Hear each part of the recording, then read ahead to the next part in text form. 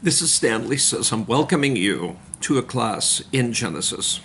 This will be class period 1, and we will be 50 minutes, and each class session will be 50 minutes long. Now, the book of Genesis, of course, is the first book of the Bible, which is the book of inspired scriptures holy to Christians, and what the Christians call the Old Testament is what the Jews call the Jewish scriptures, and these scriptures are the ones written before Jesus came, whereas the New Testament is written after. The Old Testament is divided into 3 parts, usually by Christians called the Law, the Prophets, and historical writings, or sometimes 4 groups, the poetic books. The Jews divide it into 3 parts: the Law, the Prophets, and the writings. Of this, the first section, the Law, is also called the Torah. The Torah is an abbreviation for the first letter of each book of the 5 books, Torah, to be the abbreviation for the law. So when we say the Torah, the law, and the Pentateuch, it's all meaning the same thing.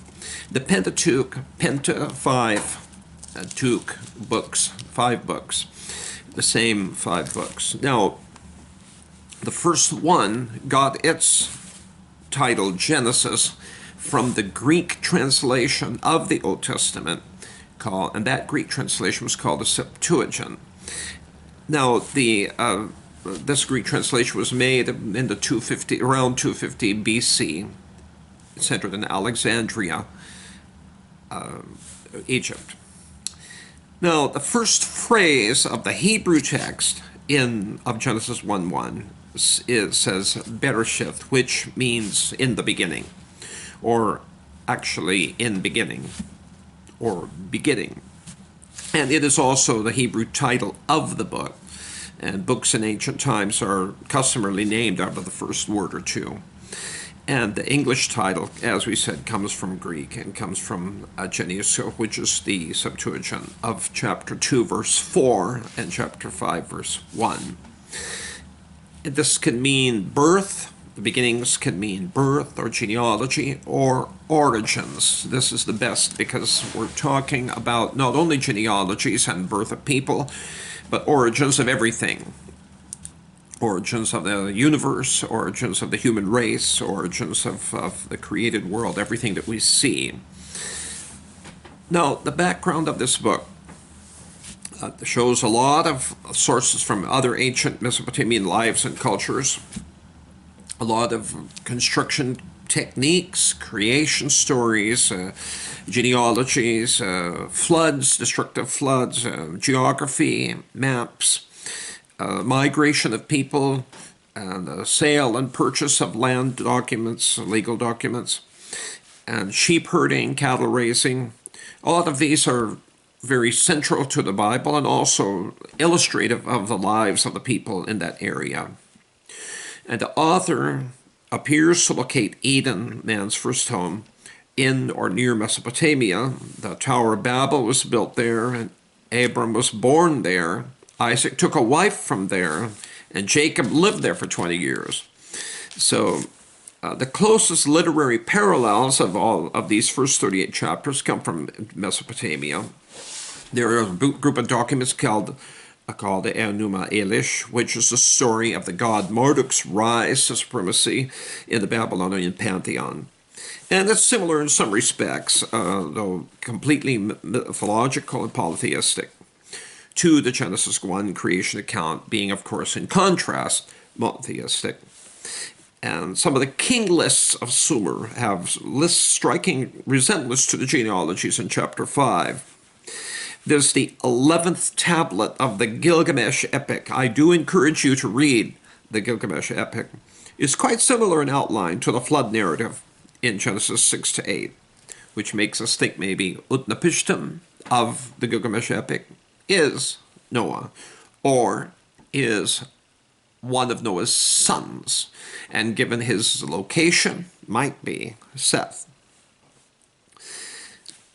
We have the Ultrasis epic, other features from the area, clay tablets found from the 2500 to 2300 BC site in modern Ebla in northern Syria also contains some parallels. And there are two other sets of documents that show the reflection of Mesopotamia, and there are the Mari letters, and they date from the patriarchal period, and then there's the stories of Abram, Jacob, Job. They're all typical of this time.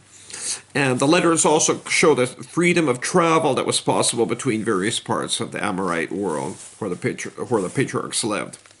There's the Nuzi tablets as well, and they are a few centuries later than the patriarchal period, but they show light on the patriarchal customs, which tended to survive over centuries.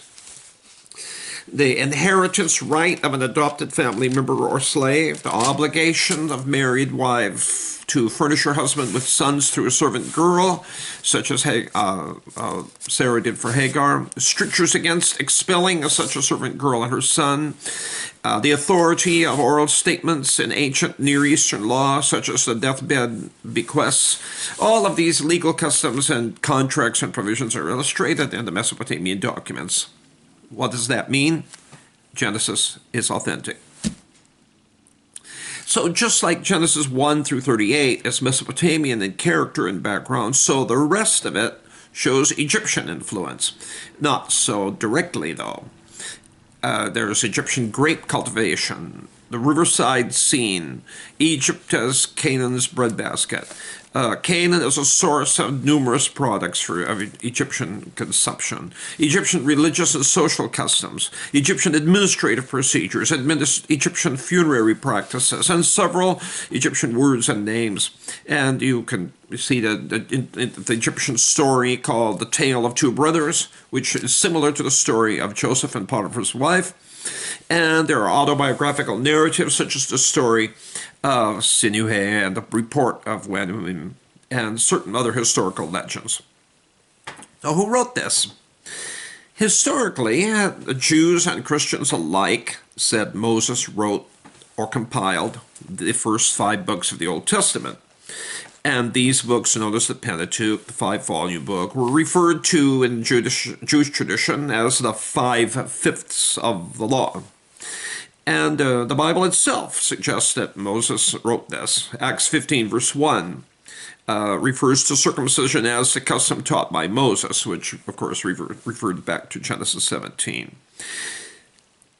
But some later editorial updating does appear to be indicated, and you can see this in Genesis 14 and 36 and 47. Not only in Genesis, but throughout the Pentateuch, you will see these notes that come of later notations. Famous one would be Deuteronomy 34, Moses' genealogy. Moses' obituary. How does Moses write his own obituary? Not only that, but in that book, it specifically says in that chapter that from that time until now, there has never been another prophet like Moses, referring to Moses' own statement that a prophet like him would come. But, as the author says, hasn't happened so far. So you can see that the concept of a period of time has gone by, and that's important to see that the obituary is written later. Also, in the book of Numbers, in the midst of the story of a rebellion against Moses, the author makes a parenthetical statement that says, now Moses was the humblest man on the face of the earth. Of course, Moses, being humble, is not going to say, I'm the humblest man on the face of the earth. So this is a later commenter. This also gives an explanation for the big debate over early Exodus, late Exodus. Some people say, oh, the Ramses' name is listed there, therefore the Exodus must have been later. But the Ramses' name is being used as a location, not to indicate that he's alive at the time that the slaves are in Egypt. For example, we could say today, you could say Lewis and Clark traveled across spent the winter in North Dakota. Of course, it wasn't called North Dakota then, but that is an explanation to say that where they lived is what we now understand as being North Dakota. So you do have these references to a later writer making explanatory notes in there. You will see a lot of that in Deuteronomy chapter 2, where Moses is making his speech about the different people who lived in the areas that they're going to conquer or have conquered. And it says, and there are very many parenthetical notes in the first few chapters of Deuteronomy about the different peoples and who lived there before and the different names these people have. A great number of parenthetical notes. These notes are not going to all be in Moses' speech, but they can be notes made by a later commentator. So, the Bible tells us that Solomon started constructing the temple exactly this number of years, in his fourth year, I think it is, but precisely this number of years after they came out from Egypt. So you can, right there, you can date it back. And that's what we call the early Exodus theory. But it's certainly better to do that rather than the opposite, which would be to say that Ramses' name is absolutely indicative of the Jews having lived at the same time as Ramses being there. And then because of saying that, you have to start crunching all the different judges together and saying that they ruled simultaneously, when the book of Judges says, no, this person ruled, and then after he died, then the people went into another period of apostasy. So these judges are frequently sequential. Some of them might not be sequential when that is for not necessarily indicated that they are. For example, Samson and Samuel. But for the most part, in the book of Judges, there are indications that there is a sequence, one after another. And to fit all of that in, you have to have the early Exodus also. So that's very many reasons for believing in the early Exodus. And now this historical period during which Moses lives is pretty well indicated by 1 Kings. The fourth year of Solomon's reign over Israel is the same as 480th year after the Israelites had come out of Egypt, 1 Kings chapter 6. So since we know when Solomon built the temple, so fourth year of Solomon's rule is 966 BC, the latter, and therefore the date of the Exodus, is 1446, assuming that the 480 years is taken literally and not as a rounded off figure. But at any rate, it's certainly going to mean the early Exodus. The 40-year period of Israel's wandering in the desert, 1446 BC to 1406, would be the most likely time for Moses to write the bulk of this book. Moses could have written the book of Genesis, of course, while he was still in the wilderness before he was ever called back. Let's remember that Moses had very many materials available to him. While he was in Egypt even, he could have written some of this because he would have read many of the materials. He was educated in the wisdom of Egypt. He had this available to him. So books from the learning of the Mesopotamia that we've already referred to. Where would Moses have his hands on that? Where would the similarity of it come from? Well, he was educated in the wisdom of the Egyptians, and they had certain long-established trade routes, and so they had an opportunity for cultural exchange. There have been many scholars who have tried to say over the last 300 years that the Pentateuch has 4 underlying sources, and these presumed documents are called J for Yahweh, and the personal Old Testament name for God, E for Elohim, which is a generic name for mighty God, D for Deuteronomic, a second law source, and P for priestly. And each of these are supposedly having their own characteristics and their own theologies and contradicting each other. And so some of the people who say this, they claim that it's a patchwork. The Pentateuch is a patchwork of these stories and poems and laws. The problem, however, is that the people who claim these divided sources have been sewn together cannot agree on which sources. For example, if you're going to say that the book of J is a Yahwistic documents, okay, and you're going to say that the book of E is the ones that say Elohim. Looking in your common English translations, you could say, whether it's King James Version or NIV, you could say that whether when it says God or when it says Lord, all in caps. So God would be translated from the Hebrew Elohim, and Lord would be translated from the Hebrew Yahweh. This, by the way, this Yahweh pronunciation is a guess, right? This name, many of Hebrews felt, was too holy to be pronounced, so they didn't pronounce it. They didn't say it for centuries, for millennia. The result is that the pronunciation is lost. If people never pronounce something, eventually you're not going to know how it was supposed to be pronounced. And that's what happened here. However, we think this because the first syllable of Yahweh means, we have other names that have come from this, other words. Yahshua, Yahweh, Shua, Savior, or to put it in Aramaic, Yeshua, or to put it in Greek, Yesu, Jesus. And or you could have hallelujah, hallel, praise to Yahweh, and so on. There are so many of these words, so many names with this. Elijah. Elohim is Yahweh. Okay, so Yahweh is the one true God. That's the meaning of his name. Now, we have, you can look at the words that the passages that use that word, Yahweh, and then you can the passages that use Elohim, and you can say, aha, we have these ones say this, and these ones say that, two separate sources. But then you have passages that combine both of them, and they say Elohim, Yahweh, the Lord God.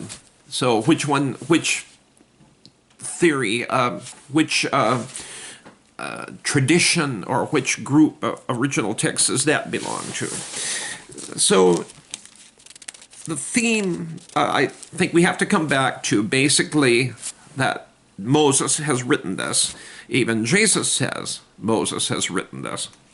And that there can be explanatory parenthetical statements to explain to the later reader, because we do know that the Hebrew Jews felt at freedom to do this kind of thing, and they did it at other times. They did it, for example, in the Septuagint. They added explanatory notes and new statements to it. Now,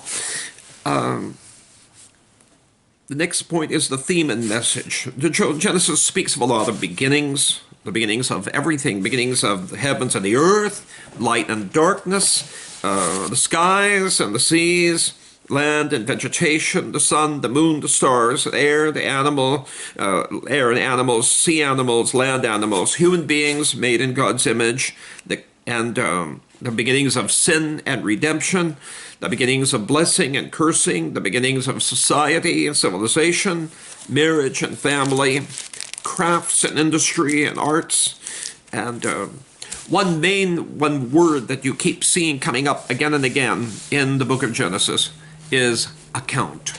This is the account, and it divides the book into 10 parts, and it is basically the internal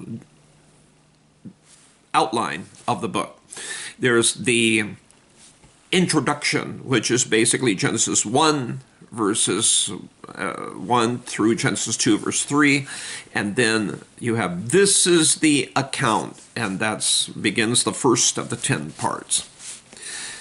The book of Genesis is really foundational to understanding the rest of the Bible. After all, we'd have to know the beginnings in order to see what things came from after that. There is only one God worthy of the name, and the Bible opposes the concept of many gods, polytheism, or the book of atheism, concept of atheism, or the idea of pantheism, that everything is divine. No, instead, there is a one true God who is not part of his creation, but is above and sovereign, king over all of the creation. And by his choice, he exercises unlimited freedom. He has given human beings freedom, and we have freedom within the limited area that we can work in. We are limited beings, so we occupy one space at a time, one time in space. And so this is the concept that only human beings can only do this in this limited way. God pledges his love and his faithfulness to people. This gives us the first hint of God's providing redemption to everyone. And so Hebrews 11, more than half of the people of the roll call there refers to people in Genesis. And it says a lot about the long-winded writer of Hebrews in that short letter that he says he's writing. Concerning the book of Genesis, literary features. The message of the book is often enhanced by its literary structure and the characteristics. Genesis divided into these 10 sections, each beginning with this word account. And just for your sake, these start at chapter 2, verse 4, chapter 5, verse 1, chapter 6, verse 9, chapter 10, verse 1, chapter 11, verse 10, chapter 11, verse 27, chapter 25, verse 12, chapter 25, verse 19, and chapter 36, verse 1, which is repeated for emphasis in 36:9 and 37:2. The first 5 sections are grouped together, and they're called primeval history. They're the prologue. They're the first 11 chapters, basically, of the book, sketching the period from Adam up to Abraham. And the last 5 sections are much longer, but just as a unified account, and they refer to 4 people, basically: Abraham, Isaac, Jacob, and Joseph. And of course, not only Joseph, but the his brothers and the family. This is patriarchal history. So the primeval history, the prologue, and the patriarchal history, the fathers of the nation. And there are these 3 narrative cycles. One is Abraham and Isaac, there's Isaac and Jacob, and then there's Jacob and Joseph, interspersed by genealogies of Ishmael and Esau. This narrative frequently concentrates on the life of a later son in preference to an earlier son. That happens with Abel over Cain, Shem over Japheth, Isaac over Ishmael, Jacob over Esau, Judah and Joseph over their brothers, Ephraim over Manasseh. Many, many times, the younger being divinely chosen over the older primogeniture. The people of God are not a product of natural human developments, but it's God's choice in history of this special creation. There are numbers with symbolic different significance. For example, the number 10, as the book has been divided into 10 groups, and there are also the number of names appearing in the genealogies of chapter 5 and chapter 11. The number 7 occurs frequently. For example, 7 days in the week, starting there. There are the 7 days in creation, 7 names in the genealogy of chapter 4, and there are 7s in the flood story, 70 descendants of Noah's sons, a 7-fold promise to Abraham, 7 years of abundance, and then 7 of famine in Egypt, and 70 descendants of Jacob. And then there are other significant numbers, 12 and 40 show up with regularity. The book of Genesis is basically prose, a story, but it's punctuated here and there by poems. And the longest is the blessing of Jacob, which takes up most of chapter 49. And there's the story has a lyric quality, and there's vertical and horizontal parallelism between the two sets of 3 days in the creation account, the ebb and flow between sin and judgment in chapter 3, and then God questions them, the serpent, then the woman, then the man, and then God questions them in reverse order, the man, then the woman, then the serpent. And this kind of literary structure happens a lot in Hebrew poetry. You will see the A, B, C, C, B, A structure show up later on again in Hebrew literature. Many of the subjects and the themes of these first 3 chapters of Genesis are reflected in the last 3 chapters of Revelation. And you can see God moving through the inspiration of all, because all Scripture is God-breathed. Now, let's start with chapter 1 of Genesis. In the beginning, God created the heavens and the earth. Now the earth was formless and empty. Darkness was over the surface of the deep, and the Spirit of God was hovering over the waters. Regardless of which translation you use, most of the time, this is pretty similar to what they say. Beginning is the first word, of course, lending its name to the name of the book itself. God, this word is Elohim. The original word God was simply El, and in related languages of the Middle East, you can see El, Al, A-L, and which has and its name to use in Islam. And but Elohim is the mighty God. It was originally thought to mean mountain God, but Elohim, the mountain God, they felt that the tops of a mountain is closest to the sky, and so that was the God who lives on the mountain. Perhaps the experience of volcanoes, also the God who lives in the mountain, would be very powerful. So the God who rules the sky, or the God who lives in the mountain, is powerful. And so the mountain God is considered to be the mighty God, Elohim. God created. This word created is indicating that it is coming from nothing. The Hebrew noun is Elohim is plural, but the verb is singular, and this is normal in the Old Testament because there is only one true God. The word create, Hebrew word for create, is used only of divine activity, and it is because only God creates from nothing. Human beings create, but we can be creative, made in God's image, but we make from pre-existing materials. Even the painter or other artist, musician, for example, can create things from his imagination, but he has to use existing materials, pre-existing materials, to do that. He has to use paints, brushes, canvases, musical instruments, and music notational devices. He has to use materials that are already there. And so in that sense, it's not creation from nothing. And yet, it's an echo of God's creation, because it is a creation, whereas God is unlimited. He creates from unlimited materials, and human beings, being limited, we create from materials that are already there before us. God created the heavens and the earth. Heavens and the earth basically is all things. God has created everything, and other passages support this. All things, Isaiah 44:24. God created absolutely everything is also taught in, say, Ecclesiastes 1 verse 5, Jeremiah 10:16, and so on. He creates the earth. The earth is formless and empty.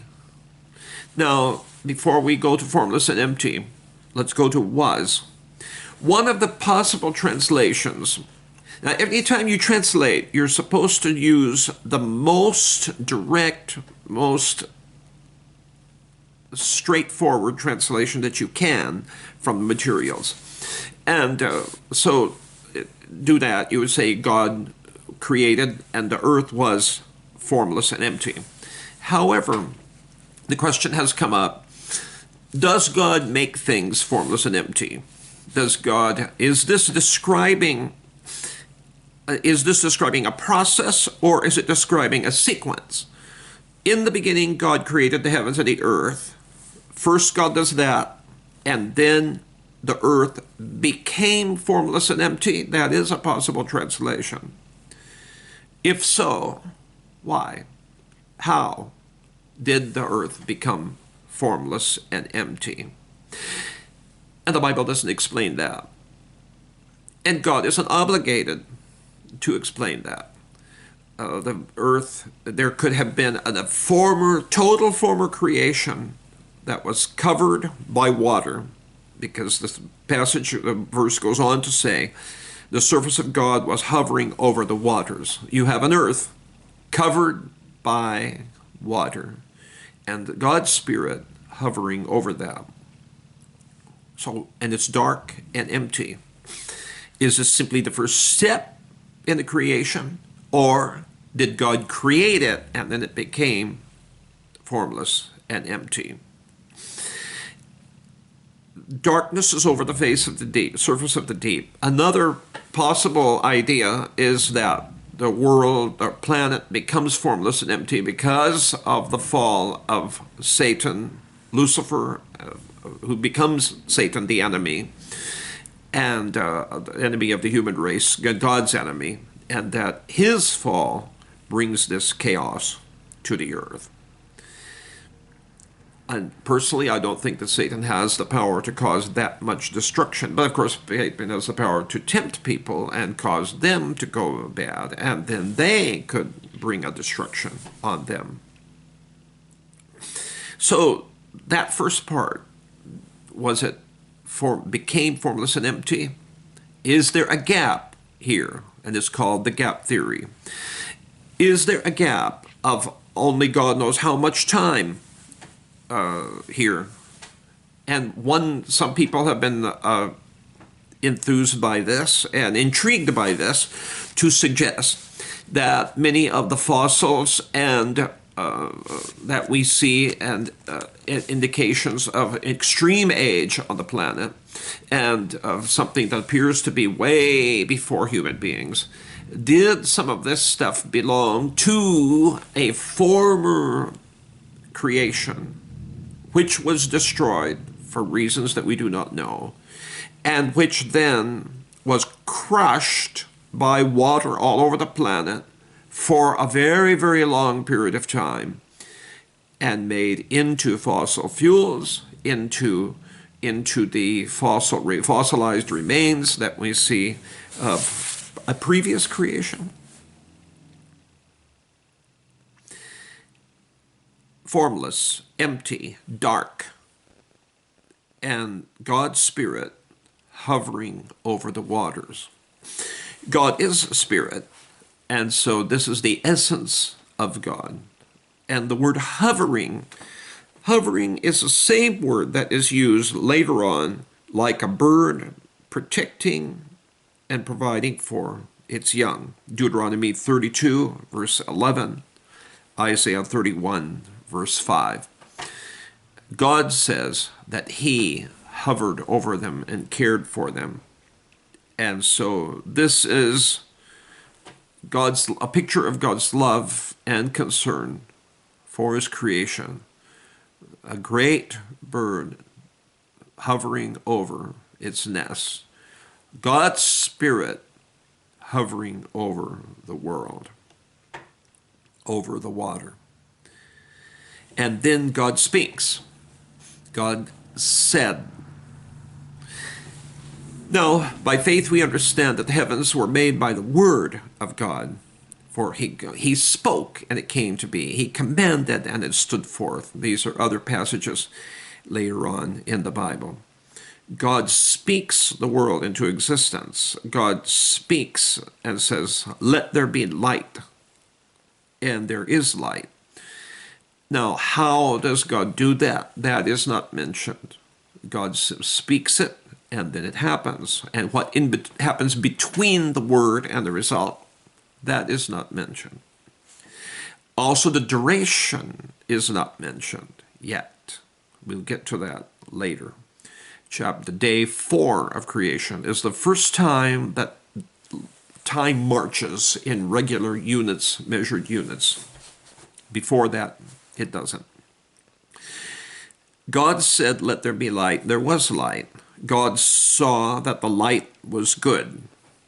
And throughout this creation story, God speaks and things happen. God's word is powerful and effective, sharper than any two-edged sword. And God sees that what he makes is good. He says it's good, or it is good. Those are considered to be synonymous because God is truth, and God speaks it and says that it's good, and it's good because he says it's good. God is not strictured by human concepts of what is good and bad, what is false and true, and so on. What God says is good, and God himself, God is the measure of what is good or bad. He is the decider of the determiner of what is good and evil. So God says, "Let there be light," and there is light, and God sees the light that is good. He separates the light from the darkness. Now, throughout these days of creation in chapter 1, God does this. He separates things. And he separates light from darkness here. And in the second day of creation, he separates the water above the expanse and the water below the expanse, and so on. God separates the water below the expanse into oceans by bringing up the land in between it. See, now there is an example of what happened to make it happen. Let the dry land appear. Well, did God use tectonic plate shift? Did God use underwater volcanic action? How did God bring the land up to appear? Let the dry land appear. But it did, and how long it took, again, the Bible does not say. God called the light day. Again, this setting another pattern. God names things. And he gives names to things, and then when he puts Adam in charge, when he puts the first man in charge, he tells that man to name the animals, because God exercises his authority by giving names. Adam is given authority by God. You are to rule, you are to take care. And so Adam expresses this by naming things. Parents, and the authority they have in a family, name their children. Is something, giving a name indicates that that is yours, that is something that you have authority over. God called the light day. The darkness he called night. And there was evening and there was morning, the first day. Evening and morning, the first day. Why does it say evening first? Today, when we look at a day, we tend to think of, we measure a day from one midnight to the next midnight. And so we would say that morning comes first, then afternoon, then evening. But here, it's saying the evening and the morning. And this is a reflection of the way Jews measured time. Remember, people didn't have watches, clocks back then. They had the sun. So if you're going to measure time by the sun, you could measure it from one sunrise to the next sunrise. Or you could measure it from one sunset to the next sunset. And that's how the Jews did it. They measured from sunset to sunset. So, for example, even today, the Jewish Sabbath begins on Friday evening at sunset, is when the Jewish Sabbath starts, and it continues until sunset on Saturday. You can see this sometime if you see Fiddler on the Roof and you see the family rushing to complete their chores and to come in quickly and do it all and then get back into the house. by sunset, because they want to not be working on the Sabbath. They want to finish it all on the Sabbath, and then they want to start worshiping that evening as the Sabbath begins. So God said, the evening and the morning are the first day. Now, day here means what? God called the light day, the darkness he called night. So day means only light. If you want to get another definition for day, you will get it later on the fourth day, when God creates days and seasons and years. And then you have the 24-hour unit of time that is established. Then God said, let there be an expanse.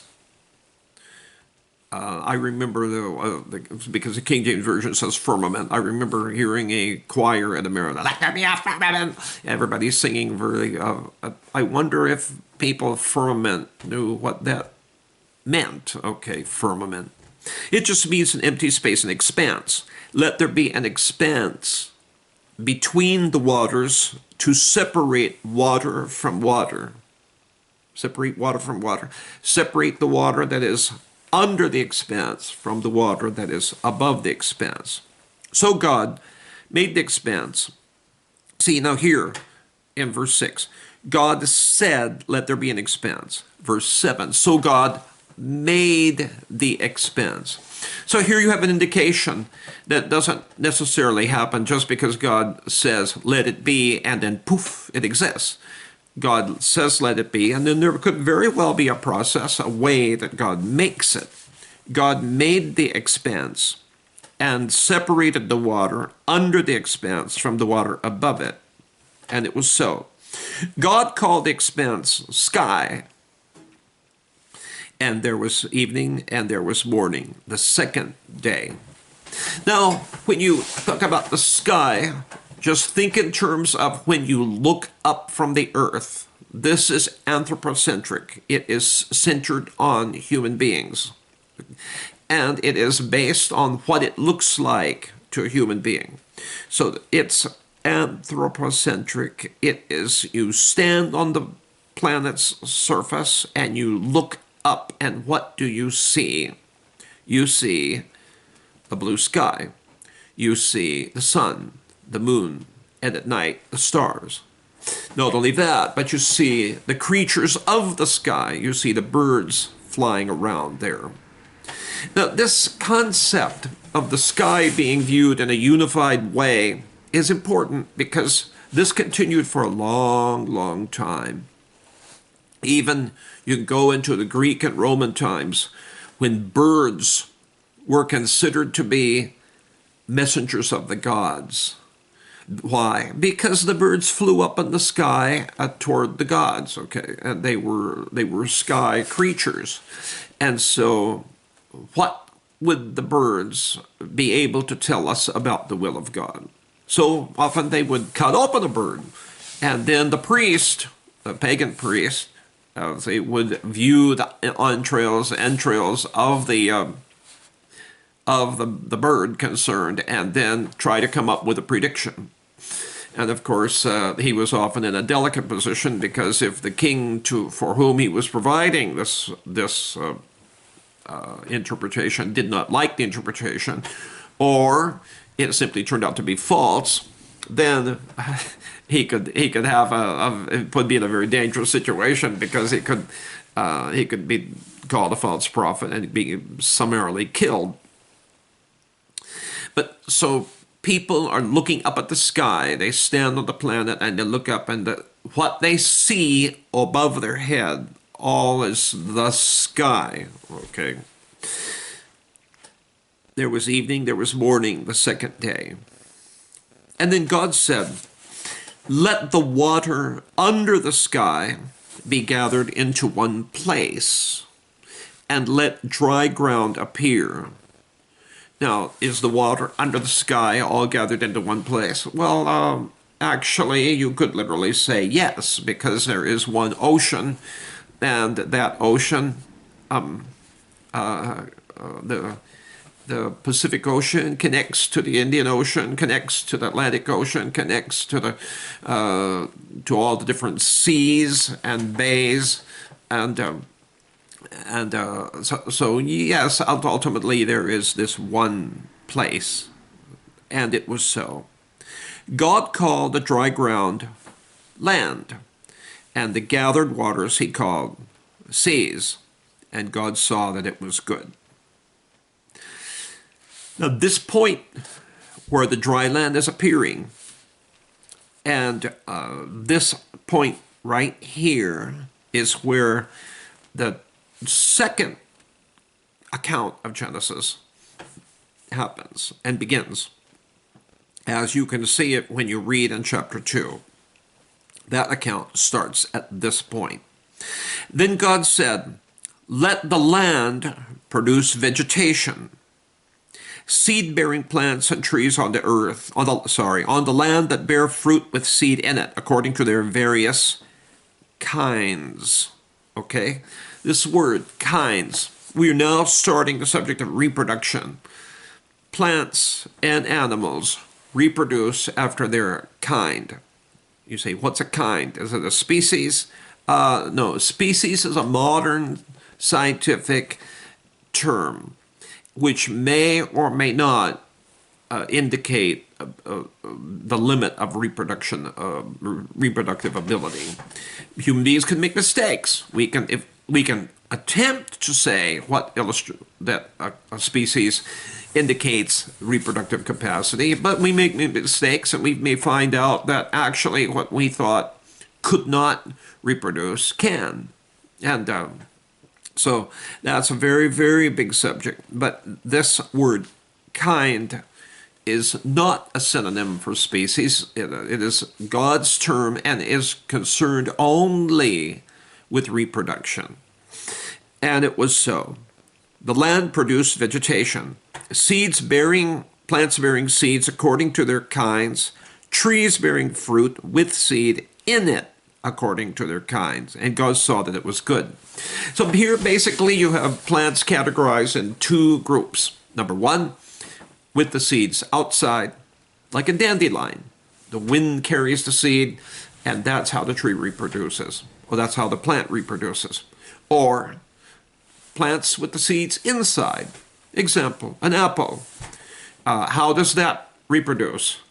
A horse or some other animal bites the apple, eats it, chops it down, digests it. The seeds pass through the digestive system of the animal and are deposited out with their own pile of fertilizer. And that's how they reproduce. And so they're designed to reproduce that way. And God saw that it was good. There was evening, morning, the third day. And God said, "Let there be lights in the expanse of the sky to separate the day from the night." Let there be lights. Now, this is going to be a big subject, but the lights that are to be here, notice it doesn't say the sun and the moon. He doesn't give them names. Up till now, he gave names to so many things, but he does not give names to the sun and the moon. He just calls them lights. Why is that? The pagan people from whom Abraham had come in the Middle East, in the Mesopotamia, and the pagan people from whom Moses had led Israel, worshipped the sun and the moon. They had sun gods, moon goddesses. But Moses is saying, no, these are not gods. These are not objects of worship. As dominant as the sun is in the sky and on earth giving warmth, nevertheless, there is one God who is not part of the creation, but is external and above and beyond the creation. And that is the real God. And these are only lights that real God has made for a purpose of separating day from night. Now, God has said on the first day, let there be light. And now God has said, let there be lights.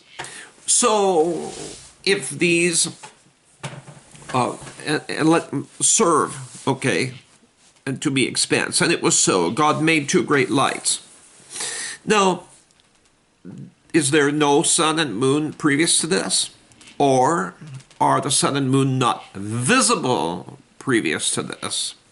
And it is my feeling that what is going on here, because of the way that it is written anthropocentrically, is that you have a great cloudiness over the earth in this process of this creation, and that the sun and moon are not visible yet at this time.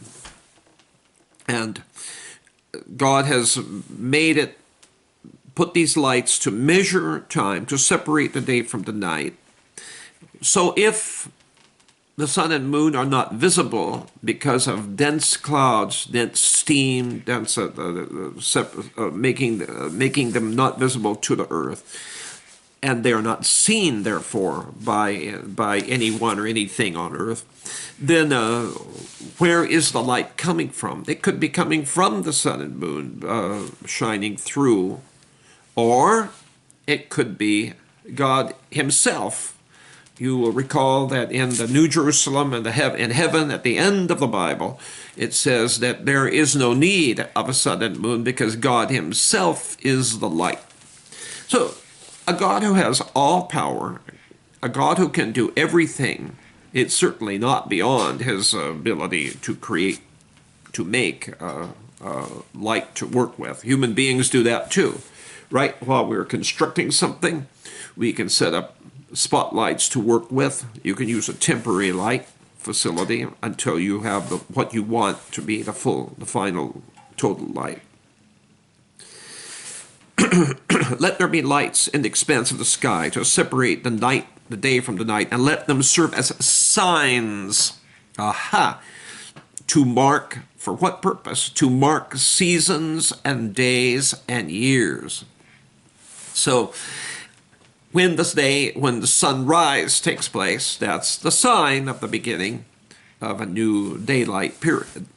And of course, the moon's waning and waxing indicates the coming of the months, the new moon festivals that would take place at the new moon festivals and full moon festivals.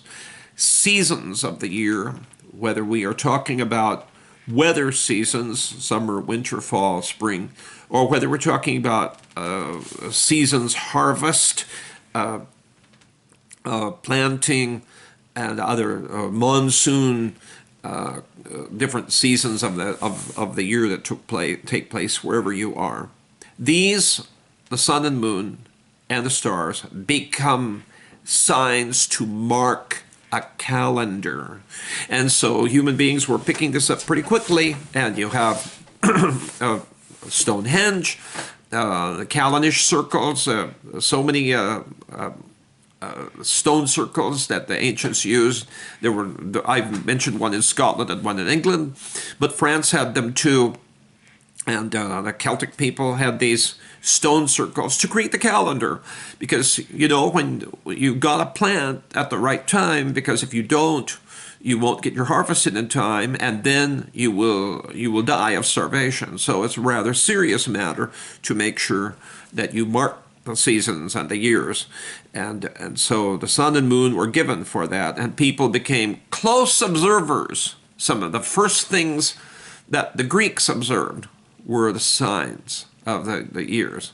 The Babylonians observed these things. They made the 360-day year. They made so many of the original observations. They observed the signs of the zodiac, 12 months. They created these through their observations. They use these as signs to show meanings, seasons and days and years. And let them not only be signs, let them be lights in the expanse of the earth, to give light on the earth. And it was so. God made these great lights, the greater light to govern the day, the lesser light to govern the night. And of course, we know that the moon has no light of its own. It reflects the sun's light. He also made the stars. God set them in the expanse of the sky to give light on the earth, to govern the day and the night, and to separate light from darkness. And God saw that it was good. There was evening and morning, the fourth day. We'll come back to you again with the next lecture and pick up this again on at that time.